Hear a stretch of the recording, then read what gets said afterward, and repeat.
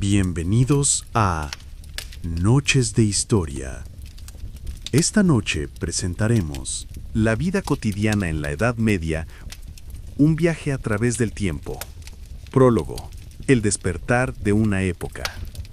Cierra los ojos y transportémonos juntos a través de los siglos hacia una época que ha capturado la imaginación de generaciones enteras.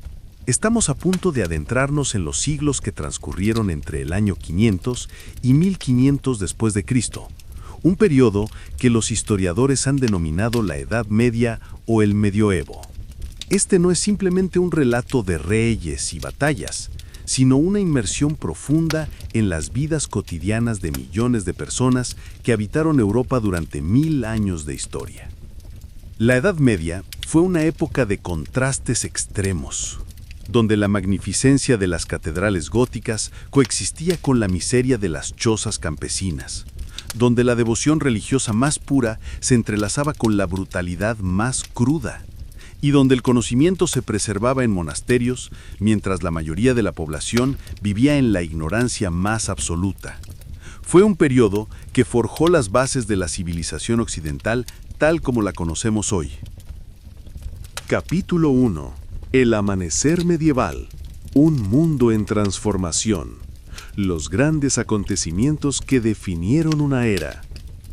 La Edad Media no surgió de la noche a la mañana. Sus raíces se hundían profundamente en las cenizas del Imperio Romano, cuya caída en el año 476 después de Cristo marcó el fin de una era y el comienzo de otra. Imagina por un momento las calles de Roma, otrora buliciosas con comerciantes, soldados y ciudadanos prósperos, ahora semivacías, con edificios que se desmoronaban lentamente bajo el peso del tiempo y el abandono. El vacío dejado por Roma fue llenado gradualmente por una nueva fuerza, el cristianismo. La conversión del emperador Constantino en el siglo IV había plantado la semilla, pero fue durante los primeros siglos medievales cuando esta religión se convirtió en el elemento unificador de Europa. Los monasterios se alzaron como faros de conocimiento en un mundo cada vez más fragmentado, preservando no solo textos sagrados, sino también obras clásicas de filosofía, medicina y ciencia. Pero la historia medieval no fue solo de decadencia y reconstrucción. Fue también una época de grandes movimientos migratorios. Los pueblos germánicos, que los romanos habían denominado despectivamente bárbaros, se establecieron por toda Europa, creando nuevos reinos y mezclando sus tradiciones con las romanas y cristianas. Los vikingos surcaron los mares desde Escandinavia hasta América, comerciando y saqueando por igual. Los árabes conquistaron la península ibérica y Sicilia, trayendo consigo avances científicos y filosóficos que enriquecerían el pensamiento europeo. El feudalismo, la columna vertebral de la sociedad. Para entender la vida cotidiana medieval, debemos comprender primero el sistema que la organizaba, el feudalismo. Este no era simplemente un sistema político, sino una compleja red de relaciones personales, económicas y sociales que determinaba el destino de cada persona desde el momento de su nacimiento. En la cúspide de esta pirámide se encontraba el rey, quien en teoría poseía todas las tierras del reino. Bajo él estaban los nobles de alto rango, duques, condes y marqueses, quienes recibían grandes extensiones de tierra a cambio de su lealtad y servicio militar. Estos, a su vez, subdividían sus posesiones entre nobles menores, caballeros y señores locales. En la base de la pirámide se encontraban los siervos, campesinos que estaban literalmente atados a la tierra y no podían abandonarla sin permiso de su señor. Este sistema creaba una sociedad extremadamente estratificada, donde la movilidad social era prácticamente inexistente. Un campesino nacía campesino y moría campesino. Un noble nacía con privilegios que mantendría toda su vida. Era un mundo donde tu estatus social no solo determinaba tu riqueza, sino también tu dieta, tu vestimenta, tu vivienda e incluso las leyes que te regían. Capítulo 2. El despertar del siervo. La vida en el escalón más bajo. Un amanecer bajo el techo de paja. El primer rayo de sol que se filtraba a través de las grietas de la pared de barro y paja despertaba a Aldrich, un ciervo de 30 años que había pasado toda su vida en la aldea de Millbrook. Su día comenzaba antes del amanecer, no por elección, sino por necesidad. En su pequeña choza de una sola habitación, que compartía con su esposa Maud, sus 3 hijos y 2 cerdos, el espacio era tan limitado que dormir era más una cuestión de encontrar un lugar donde recostarse que de comodidad. La vivienda de Aldrich era típica de la clase campesina: paredes de adobe mezclado con paja, un techo de paja que necesitaba reparación constante y un suelo de tierra apisonada que se convertía en lodo durante las lluvias. No había ventanas de vidrio, solo pequeñas aberturas cubiertas con telas o maderas durante el invierno. La única fuente de luz y calor era un hogar central, cuyo humo se filtraba lentamente a través del techo, ennegreciendo las vigas y llenando el aire de un olor acre y persistente. El desayuno de los humildes. Elizabeth se levantaba incluso antes que su esposo para preparar el desayuno. No había cocina separada, todo se cocinaba en el hogar central.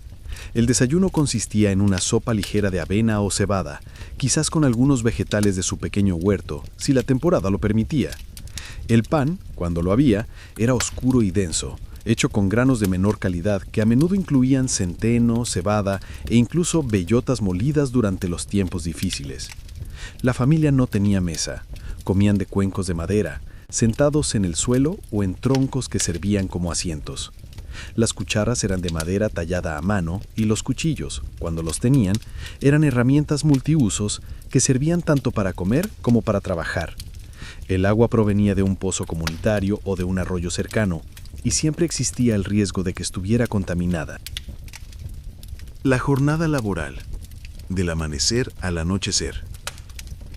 Después del desayuno, Aldrich se dirigía a los campos del señor. Como siervo, tenía la obligación de trabajar en las tierras de su señor feudal durante varios días a la semana, además de mantener su propia pequeña parcela.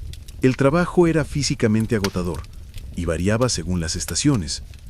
Durante la primavera, araba los campos con un arado de madera tirado por bueyes, si el señor los proporcionaba, o a mano con herramientas rudimentarias. La siembra se hacía esparciendo semillas a mano, un proceso que requería gran habilidad para asegurar una distribución uniforme. En verano, cuidaba los cultivos, eliminaba malezas y reparaba cercas. El otoño traía la cosecha, el momento más crítico del año, cuando meses de trabajo se traducían en la diferencia entre supervivencia y hambruna. Las enfermedades, compañeras constantes de la pobreza. La vida de Aldrich y su familia estaba constantemente amenazada por enfermedades. La desnutrición crónica debilitaba sus sistemas inmunológicos, haciéndolos vulnerables a toda clase de males. Las enfermedades gastrointestinales eran comunes debido al agua contaminada y la falta de higiene. Los resfriados y las infecciones respiratorias se propagaban rápidamente en espacios cerrados mal ventilados. La tuberculosis, conocida entonces como consunción, era una sentencia de muerte lenta. La lepra, aunque menos común, era temida por su naturaleza desfigurante y su asociación con el pecado. Las enfermedades de la piel eran endémicas, causadas por la falta de higiene y la ropa sucia. Las mujeres enfrentaban los peligros adicionales del parto, con tasas de mortalidad maternal que alcanzaban el 20%. Capítulo 3. Los artesanos y comerciantes. La clase media emergente. La vida en los burgos.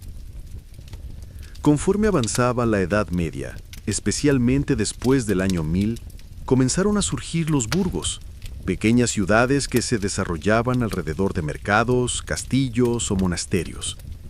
Aquí vivía una clase social emergente, los artesanos y comerciantes, que aunque no eran nobles, gozaban de mayor libertad y prosperidad que los siervos rurales. Tomás el Herrero era uno de estos artesanos. Su taller, ubicado en la planta baja de su casa de 2 pisos, era el corazón de su existencia. Las paredes de piedra y madera proporcionaban mejor protección que las chozas campesinas, y las ventanas, con contraventanas de madera, permitían la entrada de luz natural durante el día. El segundo piso servía como vivienda familiar, con habitaciones separadas para dormir y una pequeña área para comer. El trabajo especializado. Thomas había aprendido su oficio como aprendiz durante 7 años, viviendo en la casa de su maestro, aprendiendo no solo las técnicas del trabajo del metal, sino también los secretos comerciales del gremio. Ahora, como maestro herrero, creaba herramientas para los campesinos, armas para los soldados y objetos decorativos para los nobles que podían permitírselos.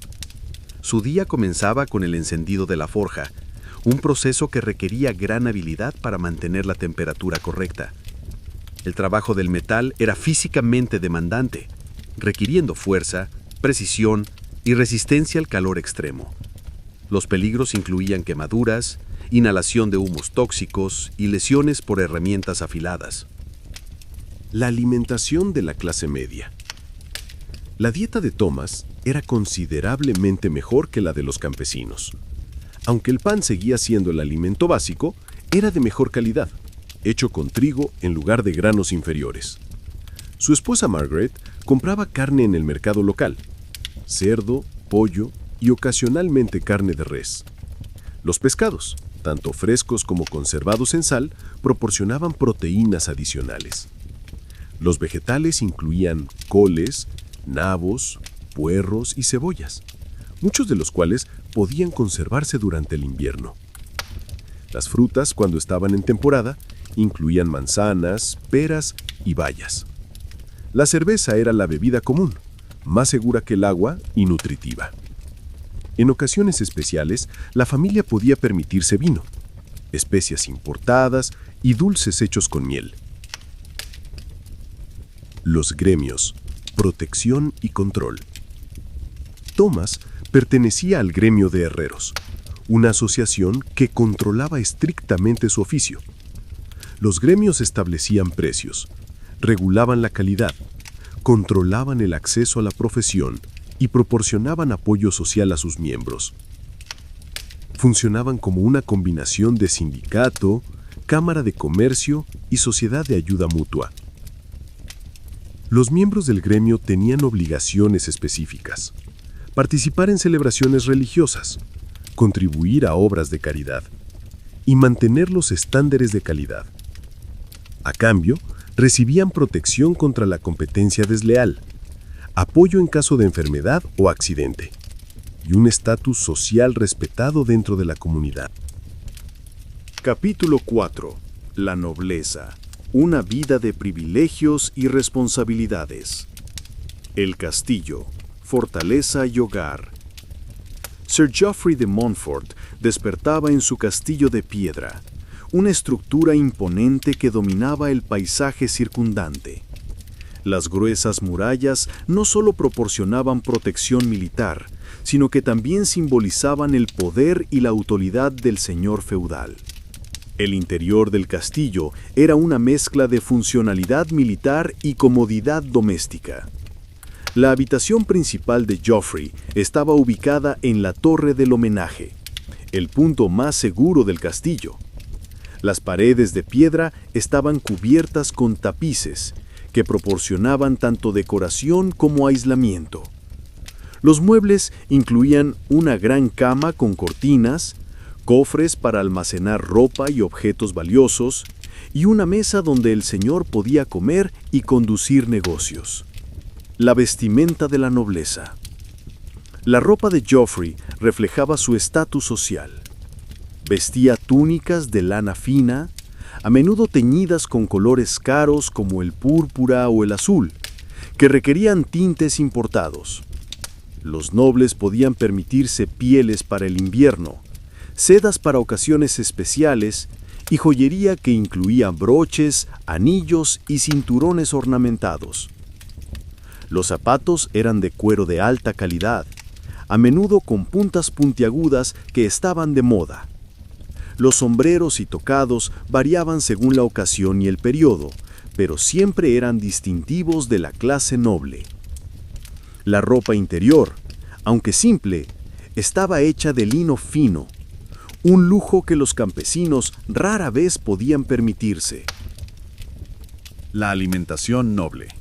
La mesa de Joffrey era abundante y variada. Las comidas principales incluían varios tipos de carne: venado, jabalí, cordero, ternera y aves de corral. El pescado se servía durante los días de ayuno religioso, pero incluso entonces podía incluir variedades exóticas como salmón o arenque importado. Los banquetes nobles eran espectáculos elaborados. Los platos se servían en múltiples cursos, cada uno más elaborado que el anterior. Las especias exóticas como la canela, la nuez moscada y el jengibre se usaban generosamente. Los postres incluían pasteles, frutas confitadas y bebidas dulces. El vino era abundante, a menudo importado de regiones famosas por su calidad. Los deberes y responsabilidades. A pesar de sus privilegios, Joffrey tenía responsabilidades significativas. Como señor feudal, debía proporcionar protección militar a sus vasallos, administrar justicia en su territorio y mantener el orden social. Esto incluía resolver disputas, castigar crímenes y asegurar que los siervos cumplieran con sus obligaciones. Las responsabilidades militares eran igualmente importantes. Joffrey debía mantener un grupo de guerreros entrenados, proporcionar servicio militar a su señor superior cuando fuera requerido y defender su territorio contra invasores. El entrenamiento militar era una parte constante de la vida noble, incluyendo práctica con armas, equitación y tácticas militares. La educación noble. Los hijos de Joffrey recibían una educación muy diferente a la de los campesinos. Los niños nobles aprendían a leer y escribir, aunque esto no era universal. La educación incluía entrenamiento militar, caza y las artes cortesanas. Las niñas nobles aprendían administración doméstica, bordado, música y en algunos casos lectura. Los valores caballerescos eran centrales en la educación noble. Esto incluía conceptos como honor, lealtad, coraje y cortesía. Los jóvenes nobles a menudo servían como pajes y escuderos en otros castillos, aprendiendo las habilidades y valores necesarios para su futuro papel como señores feudales. Capítulo V. La realeza, el poder supremo. La corte real, centro del poder. El rey Ricardo III despertaba en su palacio real, una estructura que superaba en magnificencia a cualquier castillo noble. Los palacios reales eran complejos arquitectónicos que incluían no solo residencias privadas, sino también salones para audiencias, capillas, cocinas masivas y alojamientos para cientos de cortesanos, sirvientes y guardias. Las habitaciones reales estaban decoradas con los mejores materiales disponibles: sedas orientales, tapices flamencos, muebles tallados por los mejores artesanos y objetos de oro y plata. Las ventanas podían tener vidrio coloreado, un lujo extremo para la época. Los suelos estaban cubiertos con alfombras importadas o azulejos decorativos. La vestimenta real. La ropa del rey era el sumum del lujo medieval. Las túnicas estaban hechas de los tejidos más finos: seda, brocado y terciopelo. Los colores eran intensos y caros, logrados con tintes que costaban fortunas. El oro y las joyas adornaban cada prenda, desde broches hasta cinturones. La corona real era una obra maestra de orfebrería, incrustada con gemas preciosas como rubíes, zafiros y esmeraldas. Los anillos reales no solo eran decorativos, sino que también servían como sellos oficiales para documentos importantes. El cetro y otros regalias simbolizaban el poder divino del monarca. Los banquetes reales. Los banquetes en la corte real eran espectáculos que duraban horas. Los cocineros reales preparaban docenas de platos diferentes, cada uno más elaborado que el anterior. Las carnes incluían no solo las variedades comunes, sino también especialidades como cisne, pavo real y otras aves exóticas preparadas con sus plumas intactas para impresionar a los invitados. Los banquetes incluían entretenimiento en vivo: trovadores, músicos, acróbatas y bufones. Los platos se servían en vajilla de oro y plata, y los invitados comían con cubiertos ornamentados. El vino fluía libremente, a menudo mezclado con especias y servido en copas de metales preciosos. La administración del reino. A pesar del lujo, el rey tenía enormes responsabilidades. Debía gobernar todo el reino, tomar decisiones que afectaban a millones de personas y mantener el equilibrio entre nobles poderosos que podrían desafiar su autoridad. La administración real incluía cancilleres, tesoreros y otros funcionarios que ayudaban a manejar las complejidades del gobierno.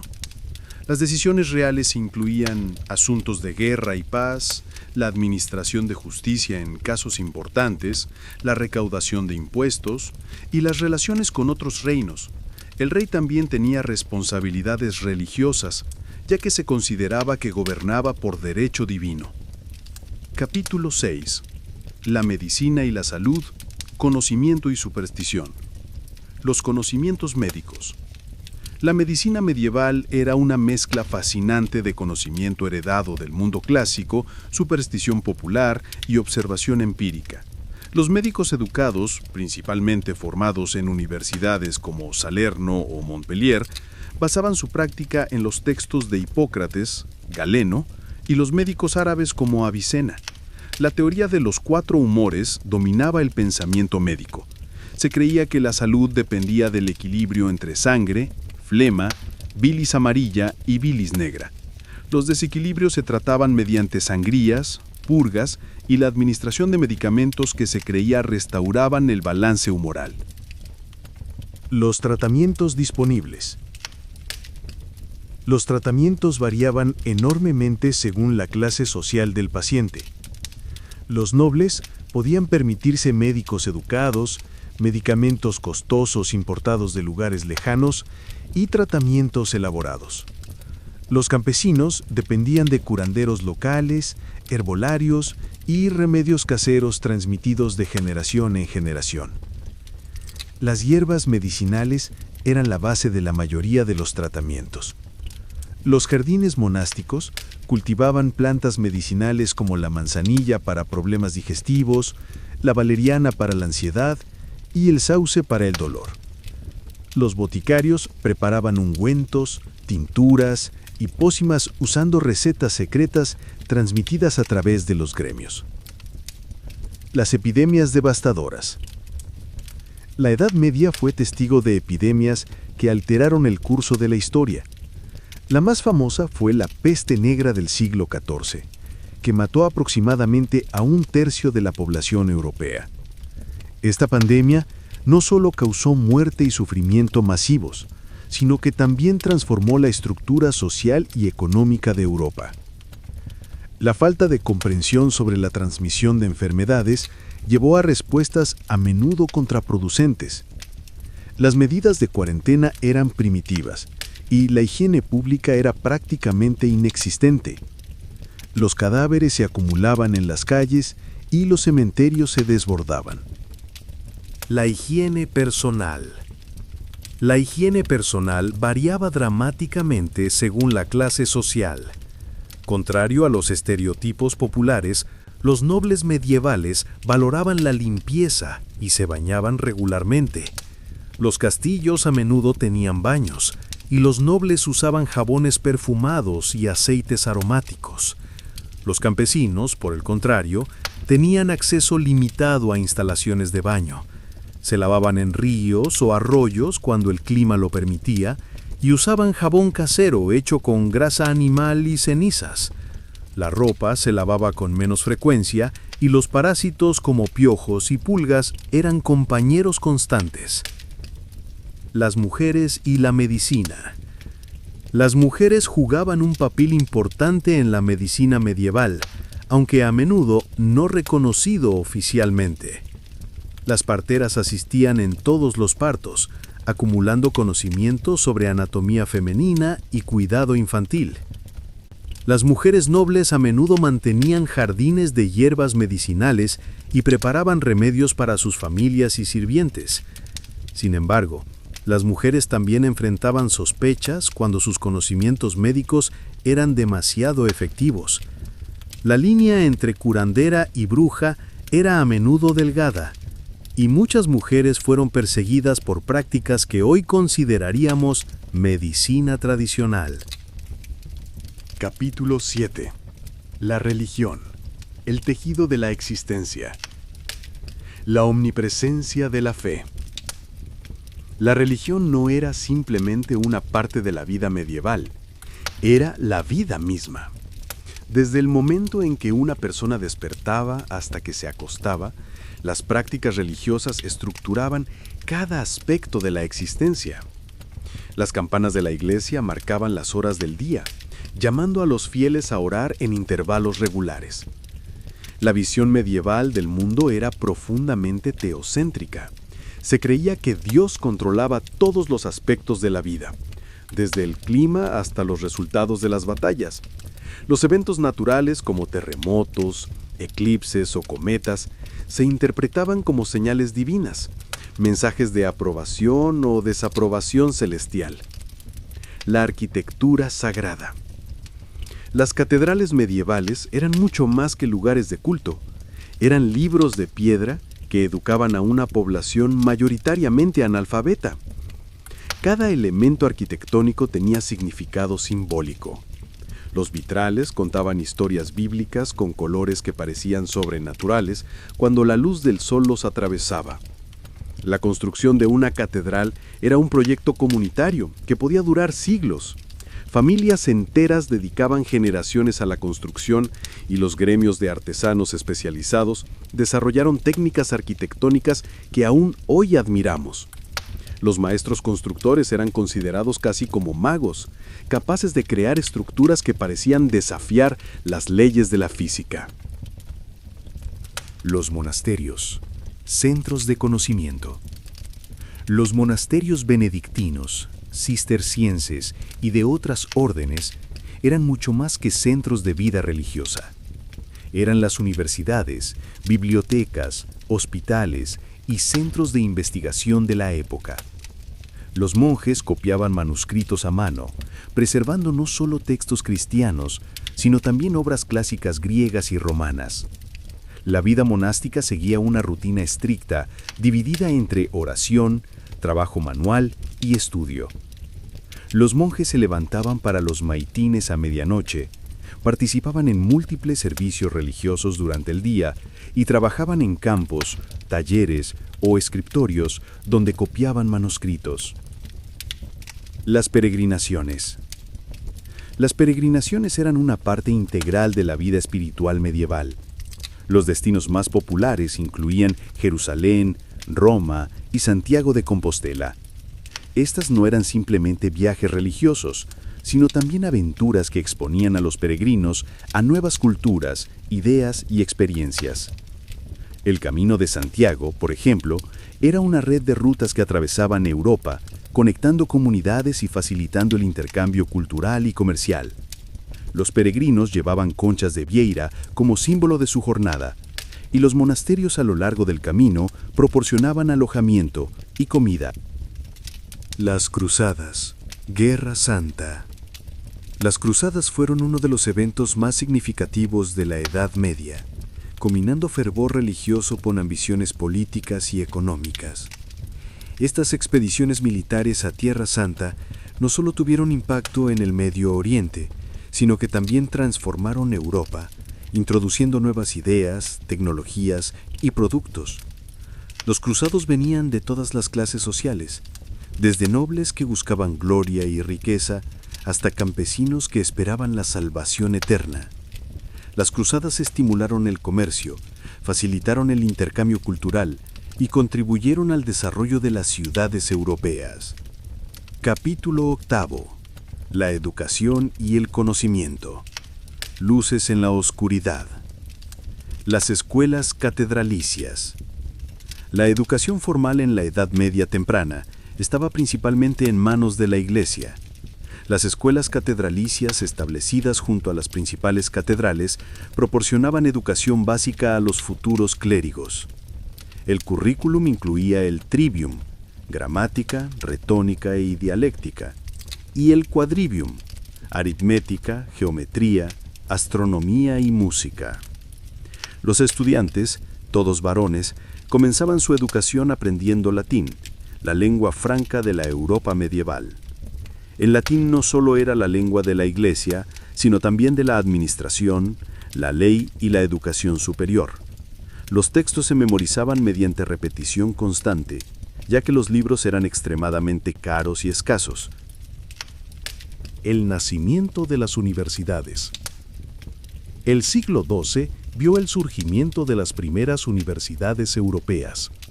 Bolonia, París y Oxford se convirtieron en centros de aprendizaje que atraían estudiantes de todo el continente. Estas instituciones desarrollaron nuevos métodos de enseñanza y establecieron los fundamentos de la educación superior moderna. La Universidad de París se especializó en teología y artes liberales, mientras que Bolonia se centró en el derecho. Los estudiantes vivían en condiciones a menudo precarias, compartiendo habitaciones diminutas y comiendo comida básica. Sin embargo, la oportunidad de acceder al conocimiento avanzado atraía a jóvenes de toda Europa. Los manuscritos iluminados. Los libros medievales eran obras de arte. Los manuscritos iluminados combinaban texto con ilustraciones elaboradas, creando objetos de belleza extraordinaria. Los escribas trabajaban en escritorios, copiando textos a mano con plumas de ave y tinta hecha con ingredientes naturales. El proceso de crear un manuscrito iluminado podía tomar meses o incluso años. Los miniaturistas especializados añadían las ilustraciones, usando pigmentos costosos como el azul ultramar, hecho con lapislázuli molido importado de Afganistán. El oro se aplicaba en hojas delgadas, creando efectos luminosos que daban nombre a estos manuscritos. La transmisión del conocimiento. Los intelectuales medievales no solo preservaron el conocimiento clásico, sino que también lo expandieron. Los eruditos árabes habían traducido y comentado las obras de Aristóteles, y estas traducciones llegaron a Europa a través de España y el comercio mediterráneo.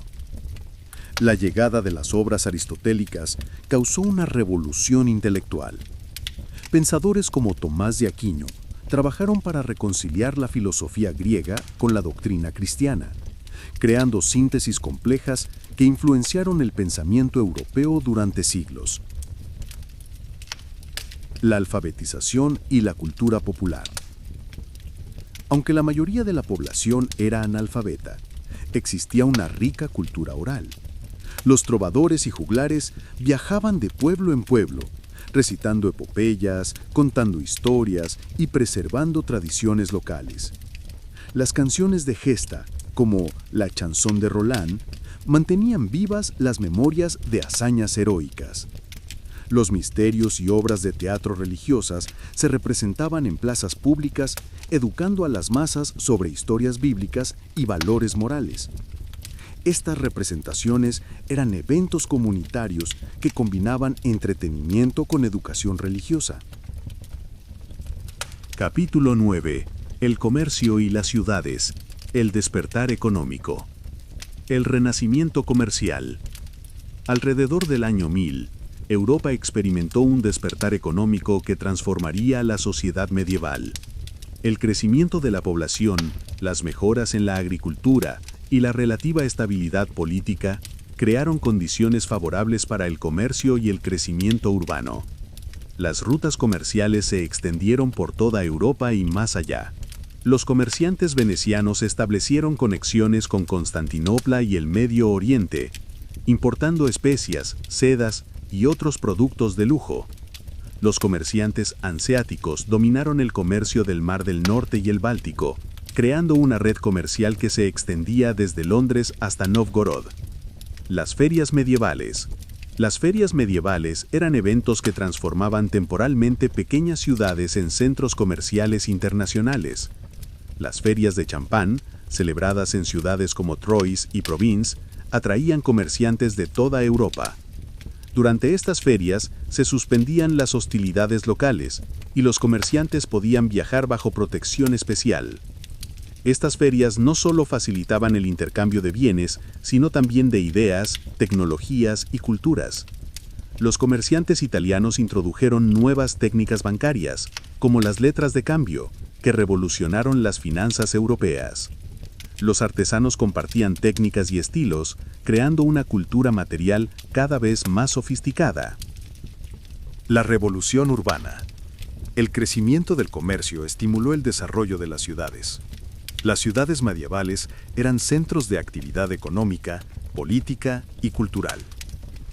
Las murallas urbanas no solo proporcionaban protección, sino que también definían la identidad cívica y separaban el espacio urbano del rural. La vida urbana era intensa y a menudo caótica. Las calles estrechas se llenaban de comerciantes, artesanos, animales y desperdicios.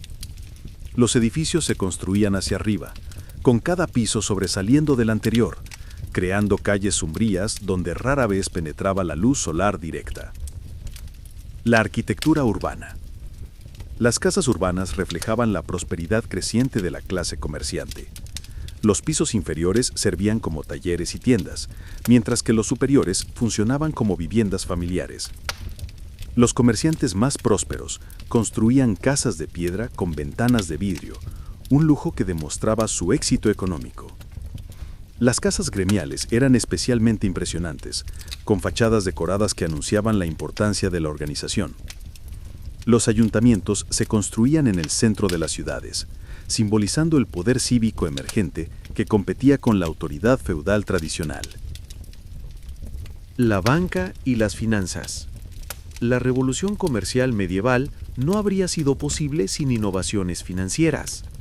Los banqueros italianos, especialmente los de Florencia, Génova y Venecia, desarrollaron sistemas bancarios sofisticados que facilitaban el comercio a larga distancia. Las letras de cambio permitían a los comerciantes transferir dinero sin transportar monedas físicas, reduciendo los riesgos de robo. Los bancos Medici establecieron sucursales por toda Europa, creando la primera red bancaria internacional.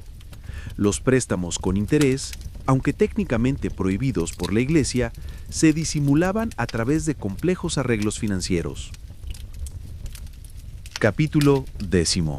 La guerra y la caballería. El arte de la batalla. La evolución militar. La guerra medieval evolucionó dramáticamente durante los 1000 años del periodo. Los primeros siglos vieron el dominio de la caballería pesada, guerreros montados protegidos por armaduras de malla que podían romper las líneas enemigas con cargas devastadoras. Sir William de Courcy representaba el ideal caballeresco del siglo XII. Su armadura de malla, fabricada por artesanos especializados, pesaba aproximadamente 30 kilos, pero proporcionaba protección excelente contra las armas de la época. Su escudo llevaba su blasón heráldico, un sistema de identificación que se había desarrollado para distinguir a los guerreros en el campo de batalla. El código de la caballería. La caballería no era solo una táctica militar, sino también un ideal social. Los caballeros se regían por códigos de honor que enfatizaban la lealtad, el coraje, la protección de los débiles y la cortesía hacia las damas. Estos ideales, aunque no siempre seguidos en la práctica, proporcionaban un marco moral para la clase guerrera. Los torneos se convirtieron en eventos sociales importantes, donde los caballeros podían demostrar sus habilidades sin las consecuencias mortales de la batalla real. Estos eventos incluían justas, competencias de esgrima y exhibiciones de equitación que entretenían a la nobleza y proporcionaban entrenamiento práctico. La tecnología militar. El desarrollo de armas de asedio transformó la guerra medieval. Los castillos, que habían sido refugios seguros, se volvieron vulnerables a catapultas, trebuchets y eventualmente cañones. Los ingenieros militares desarrollaron técnicas sofisticadas para asediar fortalezas, incluyendo túneles subterráneos y torres de asedio móviles. La introducción de la pólvora en los siglos XIV y XV revolucionó la guerra. Los primeros cañones eran primitivos y peligrosos, pero gradualmente se volvieron más efectivos. Las armas de fuego portátiles comenzaron a aparecer, aunque inicialmente eran menos efectivas que las ballestas. Las órdenes militares. Las cruzadas dieron origen a las órdenes militares, organizaciones que combinaban votos monásticos con propósitos militares. Los caballeros templarios, los hospitalarios y los caballeros teutónicos se convirtieron en fuerzas poderosas que poseían vastas propiedades y recursos financieros. Estas órdenes desarrollaron sistemas bancarios avanzados, construyeron fortalezas impresionantes y mantuvieron ejércitos profesionales. Su influencia se extendió mucho más allá de la actividad militar, convirtiéndose en actores políticos y económicos importantes. Capítulo 11. La alimentación, el sustento de la vida. La agricultura medieval. La agricultura era la base de la economía medieval. El sistema de 3 campos permitía a los campesinos rotar cultivos, manteniendo la fertilidad del suelo. 1/3 de la tierra se plantaba con cereales de invierno, como trigo y centeno, otro tercio con cereales de primavera, como avena y cebada, y el tercio restante quedaba en barbecho para recuperarse. Los avances técnicos, aunque graduales, mejoraron la productividad. El arado pesado con vertedera permitía trabajar suelos más duros y húmedos. Los molinos de agua y viento revolucionaron el procesamiento de granos, liberando trabajo humano para otras actividades. La dieta estacional. La alimentación medieval estaba estrechamente ligada a las estaciones. La primavera era la época más difícil, cuando las reservas de invierno se agotaban y las nuevas cosechas aún no estaban listas. Los campesinos a menudo tenían que recurrir a hierbas silvestres, raíces e incluso corteza de árboles para sobrevivir. El verano traía abundancia relativa, con vegetales frescos, frutas y productos lácteos. El otoño era la época de la cosecha y la conservación, cuando se preparaba la comida para el invierno. Las técnicas de conservación incluían salado, ahumado, secado y fermentación. Los banquetes nobles eran espectáculos elaborados que demostraban riqueza y poder. Los cocineros preparaban platos complejos que combinaban ingredientes exóticos con técnicas culinarias sofisticadas. Los cisnes se servían con sus plumas intactas, los pasteles contenían aves vivas que escapaban cuando se cortaban, y los postres se moldeaban en formas arquitectónicas elaboradas. La etiqueta del banquete era compleja. Los invitados se sentaban según su rango social, se servían los platos en orden específico y se esperaba que siguieran reglas estrictas de comportamiento. Los trovadores y músicos proporcionaban entretenimiento entre los cursos. Las bebidas medievales. El agua era a menudo insegura para beber, por lo que las bebidas alcohólicas se consumían diariamente. La cerveza era la bebida común en el norte de Europa, mientras que el vino dominaba en el sur. Estas bebidas no solo eran más seguras que el agua, sino que también proporcionaban calorías y nutrientes.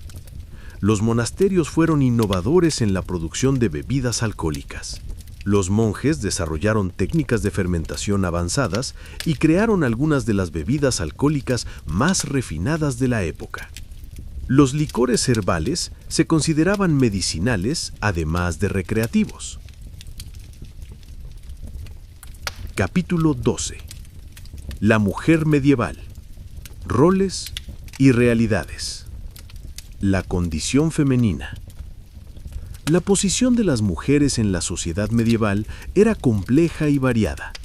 Las leyes y costumbres las colocaban generalmente en posiciones subordinadas, pero muchas mujeres ejercían poder e influencia significativos dentro de sus esferas de actividad.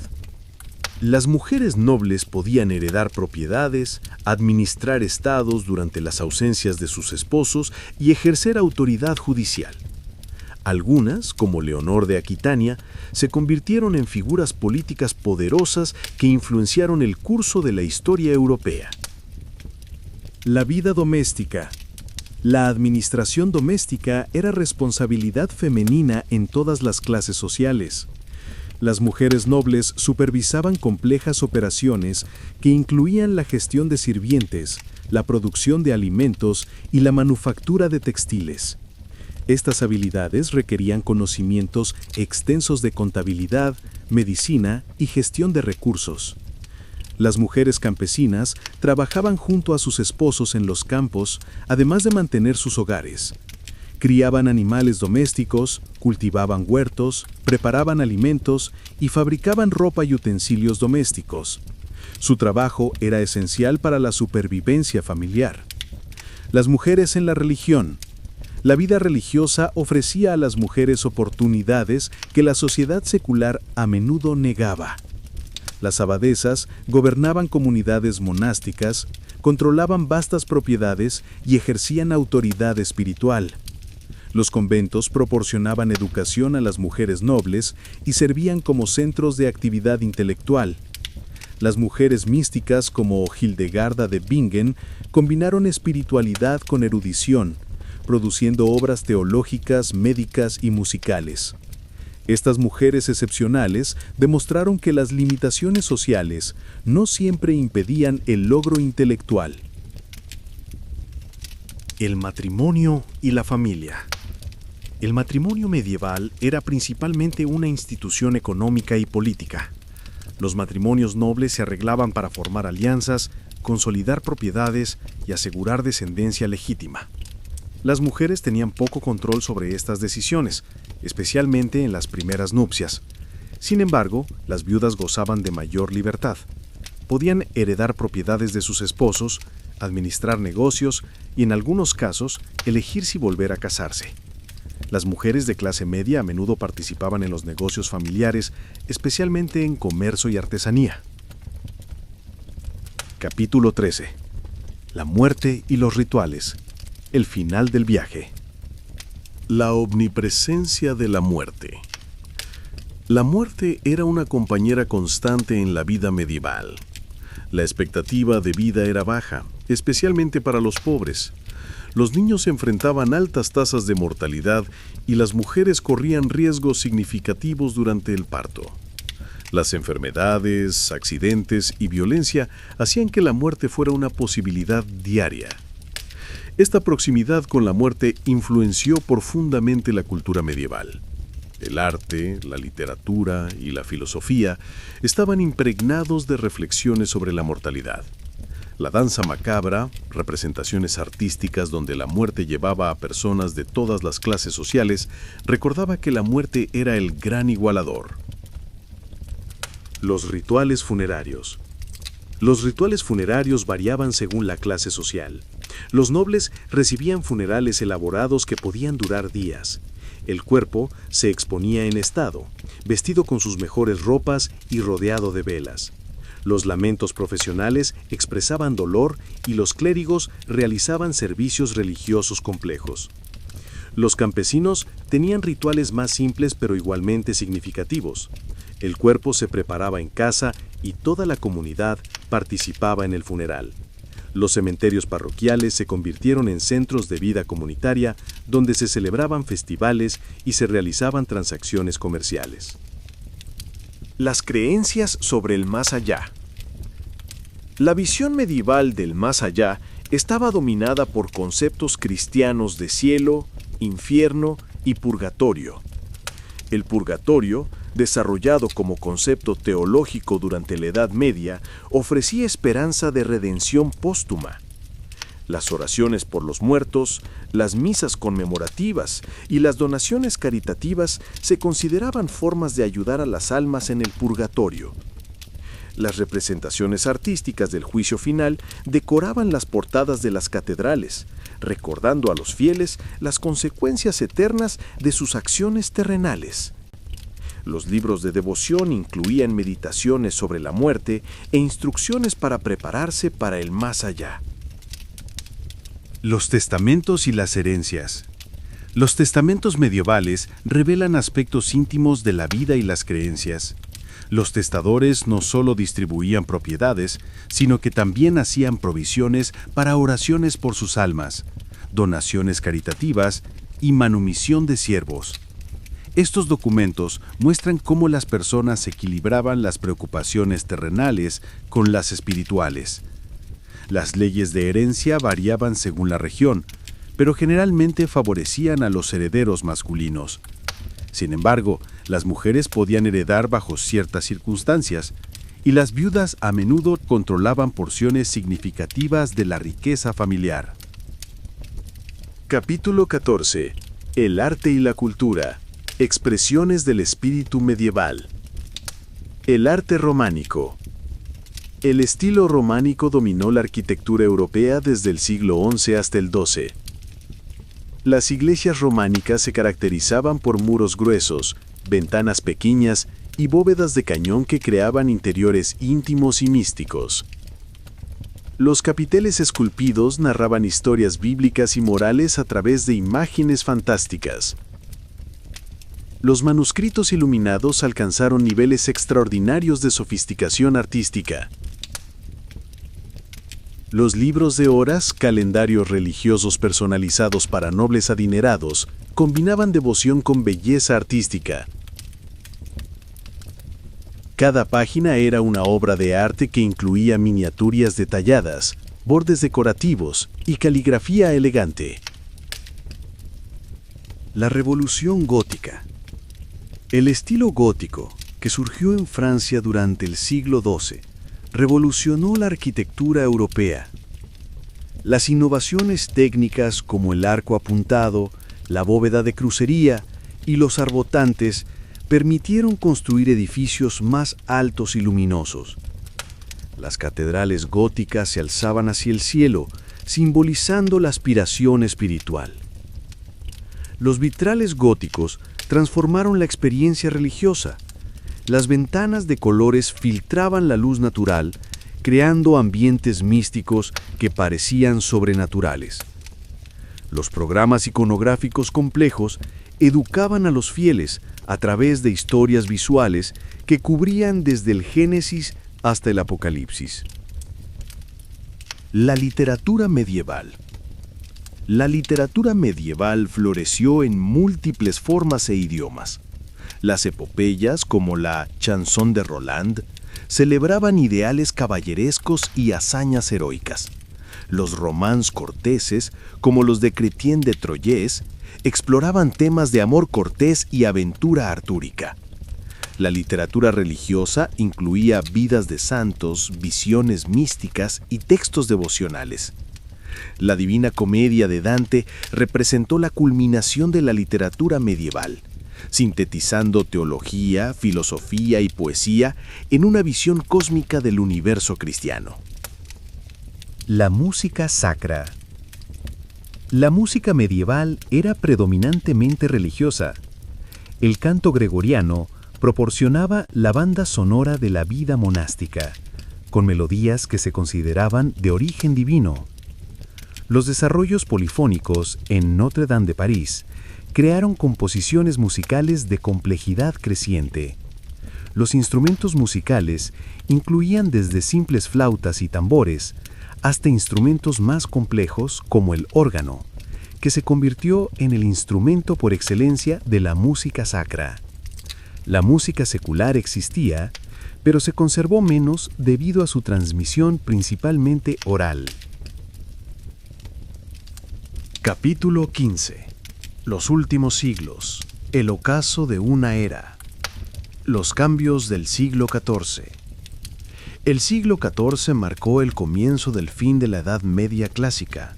La peste negra devastó Europa, matando aproximadamente a 1/3 de la población. Esta catástrofe demográfica tuvo consecuencias profundas. La escasez de mano de obra fortaleció la posición de los supervivientes. Los siervos comenzaron a exigir salarios y el sistema feudal empezó a desmoronarse.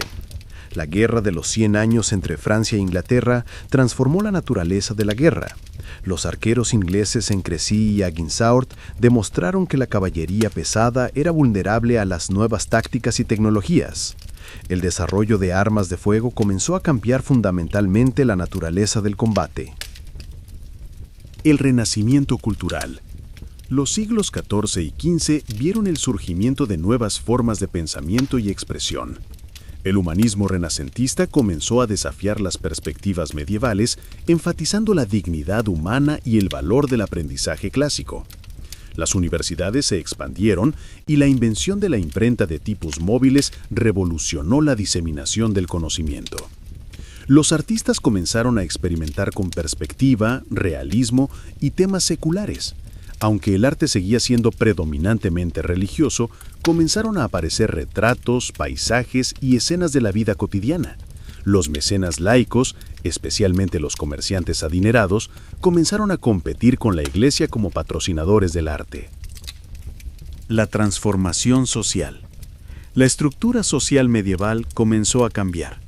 El crecimiento de las ciudades creó nuevas clases sociales, comerciantes adinerados, artesanos especializados y trabajadores urbanos. Estos grupos desafiaron la hegemonía tradicional de la nobleza y el clero, exigiendo representación política y derechos legales.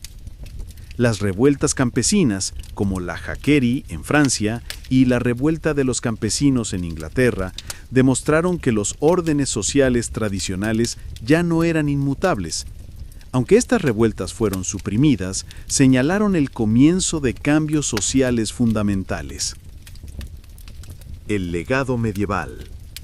A medida que Europa se adentraba en la Edad Moderna, el legado medieval perduró en múltiples formas. Las instituciones políticas, como los parlamentos, las universidades y las corporaciones profesionales, tenían raíces medievales. Los sistemas legales basados en el derecho común y romano se desarrollaron durante la Edad Media. Las catedrales góticas siguieron dominando los paisajes urbanos, recordando a las generaciones futuras los logros artísticos y técnicos medievales. Los valores caballerescos se transformaron en códigos de honor aristocráticos que influenciaron el comportamiento noble durante siglos. Epílogo. El eco eterno de una era. Al concluir nuestro viaje a través de la Edad Media, nos encontramos con una época que fue mucho más compleja y matizada de lo que los estereotipos modernos sugieren. No fue simplemente una edad oscura de ignorancia y superstición, sino un periodo de desarrollos extraordinarios en arte, arquitectura, filosofía, tecnología y organización social. La Edad Media nos legó las bases de la civilización occidental. Las universidades donde se forjó el pensamiento crítico, las catedrales que aún nos inspiran con su belleza, los sistemas legales que protegen nuestros derechos y las tradiciones culturales que enriquecen nuestras vidas. Pero quizás lo más importante es que la Edad Media nos recuerda que la humanidad ha enfrentado antes desafíos enormes y ha encontrado formas de crear belleza, significado y progreso incluso en las circunstancias más difíciles. Las personas medievales, desde los siervos más humildes hasta los reyes más poderosos, compartían las mismas aspiraciones humanas básicas: el deseo de seguridad, amor, propósito y trascendencia. Sus vidas, aunque diferentes de las nuestras en muchos aspectos superficiales, resonaban con las mismas emociones, esperanzas y sueños que experimentamos hoy. Al entender sus luchas y logros, ganamos perspectiva sobre nuestras propias vidas y desafíos. La Edad Media no fue solo una época del pasado, sino un espejo en el que podemos ver reflejados tanto los aspectos más nobles como los más problemáticos de la naturaleza humana. En sus catedrales vemos nuestra aspiración hacia lo divino. En sus ciudades vemos nuestro impulso hacia la comunidad y el comercio. En sus guerras vemos nuestros conflictos eternos. Y en su arte vemos nuestra necesidad perpetua de crear belleza y significado. Mientras las campanas de las iglesias medievales han guardado silencio hace mucho tiempo y los castillos se han convertido en ruinas románticas, el espíritu de la Edad Media continúa viviendo en las instituciones, tradiciones y valores que heredamos. En cada universidad, en cada catedral, en cada corte de justicia, en cada acto de caballería, el eco de esos 1000 años extraordinarios sigue resonando.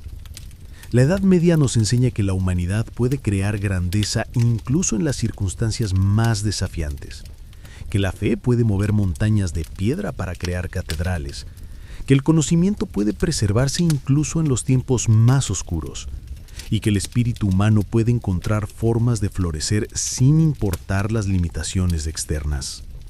Al cerrar este libro del tiempo, llevamos con nosotros no solo conocimiento histórico, sino también inspiración para nuestras propias vidas. La Edad Media nos recuerda que cada época tiene sus propios desafíos y oportunidades, y que depende de nosotros, como dependía de nuestros antepasados medievales, crear belleza, significado y progreso en nuestro propio tiempo. Que las lecciones de la Edad Media nos inspiran a construir nuestras propias catedrales, a preservar nuestro propio conocimiento, a practicar nuestra propia caballería y a crear nuestro propio legado para las generaciones futuras. La historia continúa y nosotros somos sus próximos autores.